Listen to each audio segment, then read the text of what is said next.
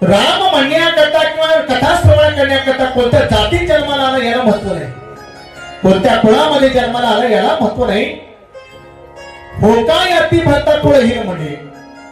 आणि जर देवानं कुळच पाहिलं असतं तर एरवी दैत्य कुळ साचो परिणाम म्हणतात.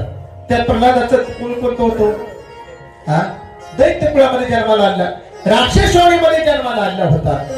पण देवानं तो कोणत्या कुळात जन्माला आला हे पाहिलं नाही. त्याने काय पाहिलं? नाम प्रल्हाद उच्चारी तया सोडवी नरहरी आणि उचलून घेतला कळेवरी भक्ती सुखे निवाला.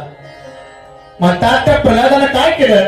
फक्त आणि फक्त त्या भगवान परमात्म्याचं नामचिंतन केलं आणि नामचिंतन केल्यानंतर त्या भगवान परमात्म्याने त्या प्रल्हादाला प्रत्येक संकटातून वाचवलं. प्रत्येक संकटातून.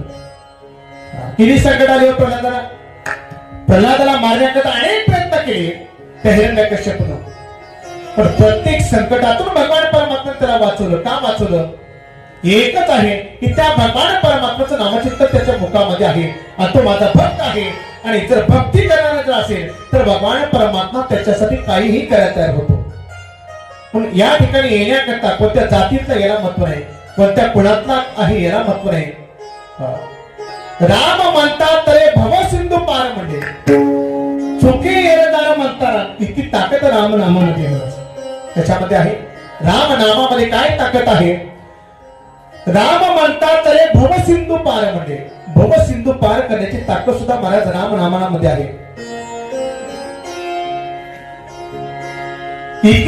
इतका महिमा महाराज राम कथेचा आहे, इतका महिमा राम नामाचा आहे. आणि तो महिमा आपण गाण्याकरता